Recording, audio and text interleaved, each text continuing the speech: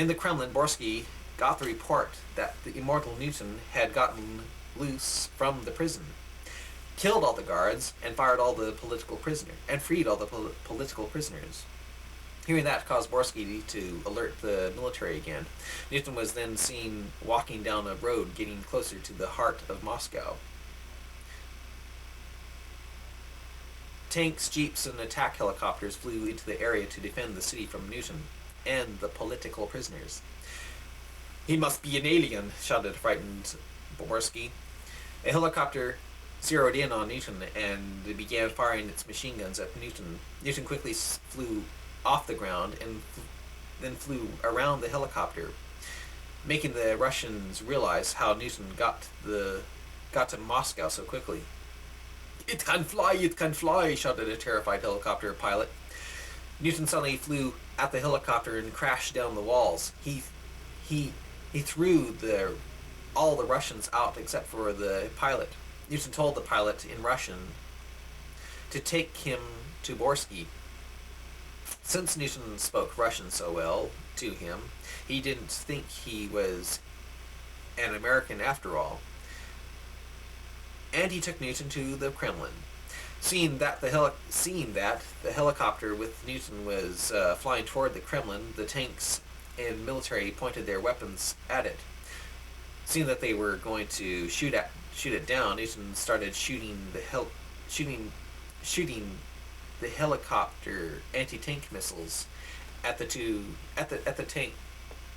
tanks, destroying 6 tanks. The other tanks fired and destroyed the helicopter with one of their missiles. Before the helicopter crashed, Newton flew out of it and flew with his might into the Kremlin with the missiles from tanks destroying the walls of the famous building. Borsky screamed to realize that Newton was now in his palace and sent guards out to protect him, but Newton had one of his machine guns from the helicopter and wiped out all of Borsky's guards. Newton captured one of the guards and asked where Borsky was.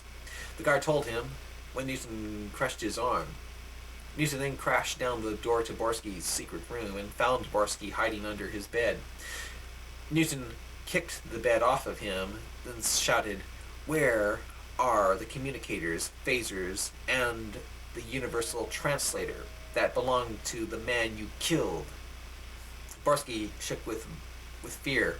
Newton put his hand on his shoulder and asked again. Right when the bones in Borsky's shoulder were about to shatter, he told him. An hour later, Newton picked up all the devices that the Russians had stolen from his ship, and right when he was about to beam back aboard Mutania, Borsky fired a .44 Magnum into the back of Newton's head, putting a big dent in the back of his head. Newton went flying up against the wall. Newton found part of his flesh and hair falling out onto the floor. Newton quickly flew to the side, but Borsky got Newton in the side, knocking Newton up against the wall. Borsky began to empty the last 4 bullets on Newton.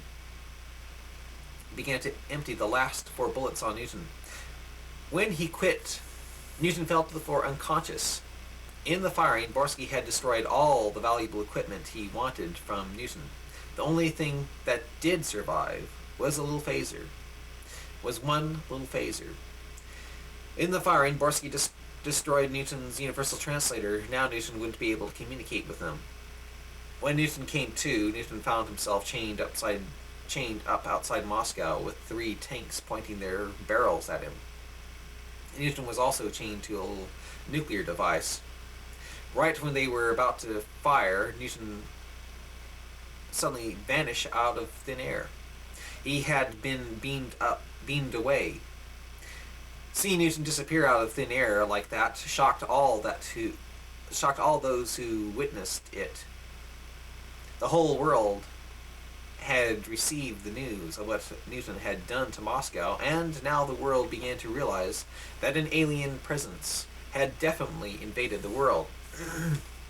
Where Newton was, Newton found himself in what appeared to be the transporter room of Mutania, but it was a lot darker and stinkier. Newton suddenly looked up with fear to see the evil black mutant looking at him, showing its teeth and smiling with yellow glowing eyes. That was the second time I saved your life, Newton. What do you think of that? This isn't meeting, is it? No, I'm glad you started attacking Russia, Newton. If you hadn't drawn attention to yourself, I wouldn't be able to have you as a prisoner aboard my ship now. Haha. Do you actually think you can keep me prisoner aboard your ship? Asked Newton, starting to step off the transporter. The black mutant snickered and said, no, which is why I have to kill you. And I am going to kill you, of course, this time, for sure, haha. And while the black mutant was naturally,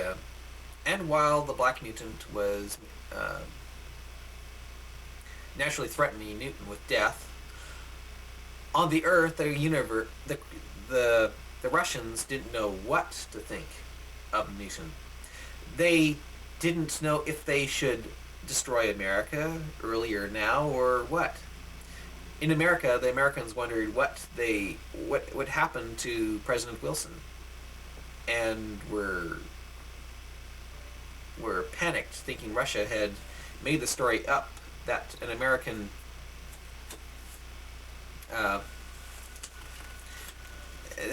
made up a story that an American spy had caused all that unrest. America thought Russia was making up excuses to destroy. This next story I'm about to read to you is called Freedom at Last.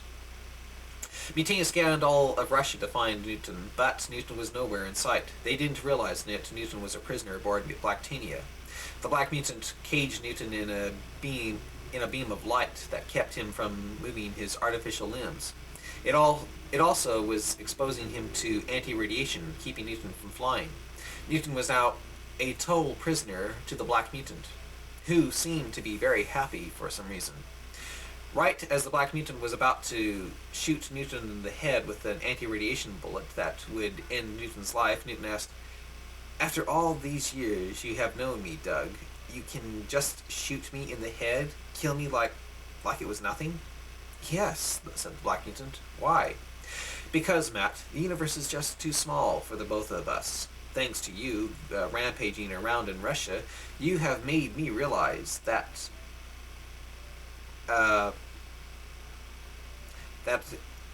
you can do anything you want. That you've made me realize that we can do anything we want to do in the 20th century without the fear of changing time. You and I have changed time, and haha, we are still here. What makes me believe that I can do anything? That is what it has done. The only problem with it is, well, you are still alive, and you can stop me. You see, Newton, I don't know what it is, but one thing is for sure: the 20th century is not the 20th century of our time, of our past. When that what that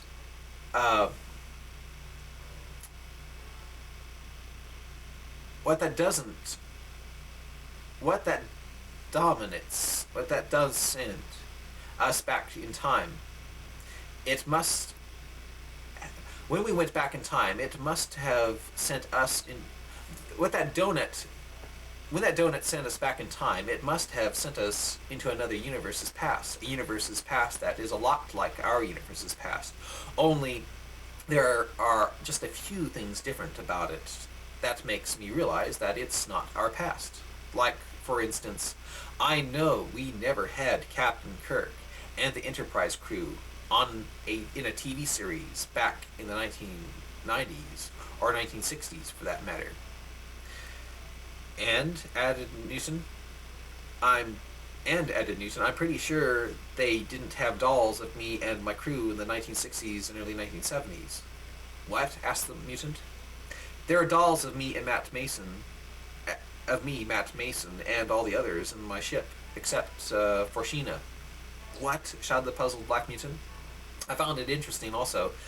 I found it interesting also, and it made me think that there was some divine intervention behind it all. Then Storm died. Uh, since Sergeant Storm's death, I don't know what to make of this universe. Nothing makes sense to me now. Realizing that Newton didn't lie about such things, the mutant just stood there pointing the anti-radiation gun at Newton's head, not knowing what to do or think. The Black Mutant scratched his head, yawned, and said, "Something tells me that there is a God. Actually, a God with a capital G. Actually, a God with a capital G. God. And something tells me that God loves you so much that he probably enjoys intervening in your life and thinks you are exciting. So exciting that, well, since children like to play around and create things like little impersonators of God, God probably thought to himself, you know, I enjoy playing with Newton and his crew so much that he would make an excellent toy for children to play with. I think I have someone invent a doll named Major Matt Mason with his crew and let some kid in the universe play with, say, with the date 1960s. So, with the universe, in a universe somewhere with the date 1960, so the kids can have so much fun like I'm having with the real Newton, Mason, Storm, and etc. Gosh, yelled Newton, that's exactly what I think. I think God loves me so much that that's exactly why there are Mason dolls in this universe. Yes, said the Black Mutant. Suddenly, the Black Mutant shot Newton in the head. A look of shock and surprise showed up on Newton's face as his yellow radioactive blood came out of his head. As Newton closed his eyes into death, the Black Mutant laughed and asked, "You are probably wondering why I did this. Well, Newton, I'm angry that God didn't make a doll in my name. He has made me jealous."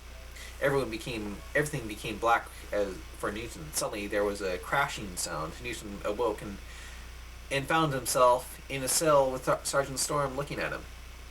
"Newton, you actually slept?" asked Storm with surprise. "Did they drug you or something? Where am I? My gosh, Storm, I thought they killed you. What's going on here?" Newton felt something in his neck. It was a dart. "I'm sorry, Newton. The Russians are really paranoid, aren't they?" "Huh. Then I wonder what kind of drug they use to drug me. Drugs just don't affect me like normal people. I wonder how they knew. Coincidence? Maybe. How long have I been out?" "About 20 minutes. Actually, you arrived here 20 minutes ago. I hear you're coming down the hall. I heard you coming down the hallway. Then I heard them drugging you. Boy, I sure have realistic dreams. I hope what I have been experiencing was a dream. I hope I'm not dreaming now," said the puzzled Newton. "What do you mean?" "I dreamt that they killed you. Then they shot me to the point of unconsciousness. When I came to, I found myself in the Russian concentration camp. I ended up breaking out of it and going on a rampage, destroying everything in sight. The Russians finally caught me and were just about to kill me until the Black Mutants beamed me up, and after a stupid, absurd talk about how God loved us more than anyone else in this time, then how God loved us more than anyone else because there are dolls of us in this time, the Black Mutant Storm broke in and asked, "There are dolls of us in this time?" "Yes, according to Mason, which makes me come to a startling conclusion." "And what is that?" asked Storm. "This isn't our past." Hearing Newton say that made Storm shout, But it is. This is the 20th century with Russia and America and all the other problems. Yes, but in our planet's past, they didn't have little space dolls called Major Matt Mason or Sergeant Storm. Storm laughed and said, "Boy, we must be very important to God if he actually made space dolls of us." Newton calmed Storm's excitement and said, "Well, not as important as Captain Kirk and Spock, because not only are there dolls of them, but producers have actually made movies and television shows about them on the Enterprise. Probably the closest we have ever come to stardom is when the dolls of us broke and the kids who played with us began putting us in lousy, stupid, plagiarized versions of Star Trek episodes."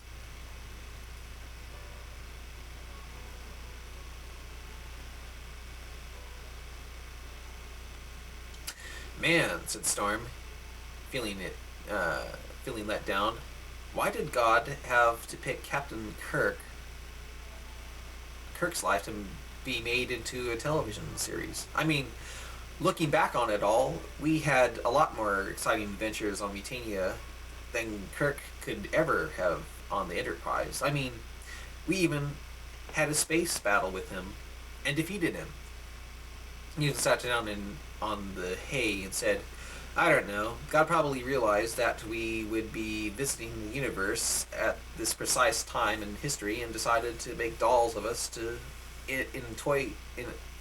make dolls of us in a toy store just to freak us out. In toy stores just to freak us out. Who knows? Maybe in another universe there are actors actually performing in a television series all based on the crew of Mutania. Or maybe it's the Black Mutant." Storm walked up to the bars and looked at Newton. Newton smiled and said, "There's one good thing about realizing that you aren't in your universe's past." "What's that?" asked Storm, smiling. "You know." Storm smiled, laughed, and said, "We can do anything we want to because, as far as we know about the dimensional universe, we could be way into the future and not in the past." "We're free," said Newton. "We don't have to."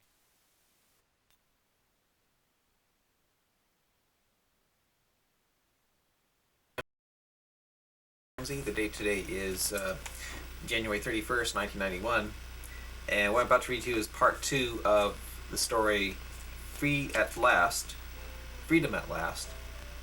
from the book Newton in the 20th Century,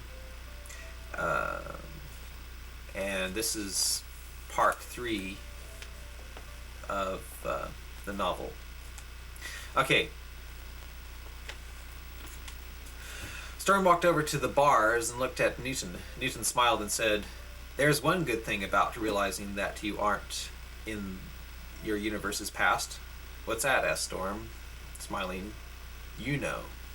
Storm smiled, laughed, and said, "We can do anything we want because, as far as we know about this dimensional universe, we could be way into the future and not in the past." "We're free," said Newton. "We don't have to knock ourselves out trying to stop the Black Mutant from changing time because this may not even be the past. I mean, we now know this isn't the past."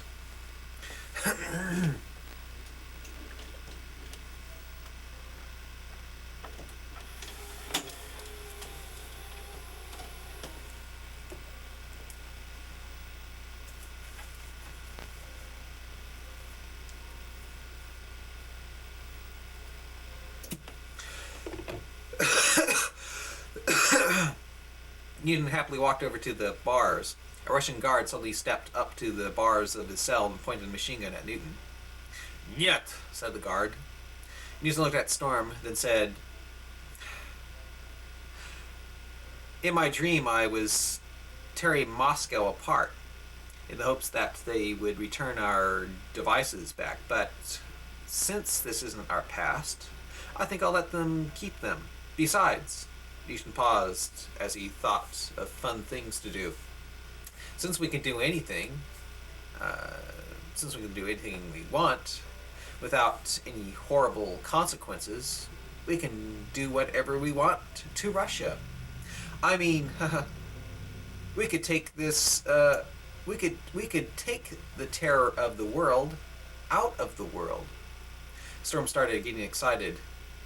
The thought of their new freedom, without the fear of changing, without the fear of changing, destroy, without the fear of changing, destroying them, began to fill him with extreme excitement. My gosh, shouted Storm. With the technology we have and the understanding of everything from all the planets our ancestors discovered after the 20th century, Newton, we can play God. For crying out loud, people would be falling down and worshipping us from just a few of the things we have aboard Mutania. Newton felt uncomfortable. Look, he said, there has got to be a catch to this. Absolute power corrupts absolutely. You know that. The idea of having it all was exhilarating, yet frightening also. We're going to have to be careful, Storm. We still don't know the consequences of playing with this young Earth, said Newton. Let's get out of this gulag, at least, said Storm, walking over to the prison bars. Newton was going to kick down the bars, tear Moscow apart, and get the communicators and phasers back, but instead looked up at the ceiling of his prison.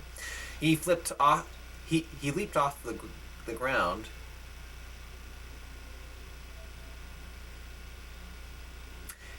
and crashed up through the ceiling, then flew up into the sky. He then flew out of the atmosphere and entered the orbit. Newton pressed a button on his space suit and let his ship find out where he was. An hour later, Newton's crew beamed him excitedly to the... an hour later, Newton's crew became excited to the news that they were free and could do anything they wanted. This next story I'm about to read to you is called The Heavyweight Championship. Newton and his crew weren't the only ones who had discovered that they were free. The Black Mutant had finally begun putting two and two together and thought it wouldn't hurt to reveal himself to the world that it wasn't Sheridan who was the champion of the boxing world, but that it was he. The mutant beamed down into an alley, one block from the Joe Frazier boxing gym in Philadelphia, and entered the gym as a white man. The Black Mutant had absorbed a white man's body up into the transporter aboard his ship, then beamed down into Philadelphia. As the man he had killed... and then he beamed down into Philadelphia as the man he had killed by absorption. The Black Mutant had an insane smile on the blonde man's face as he began hitting a punching bag. "How'd you get in here?" asked the trainer. "Gee, sir," said the mutant, like a geeky nerd. "The man at the door let me in." The trainer looked and saw the boxer who guarded the door laying unconscious at the door. Seeing that,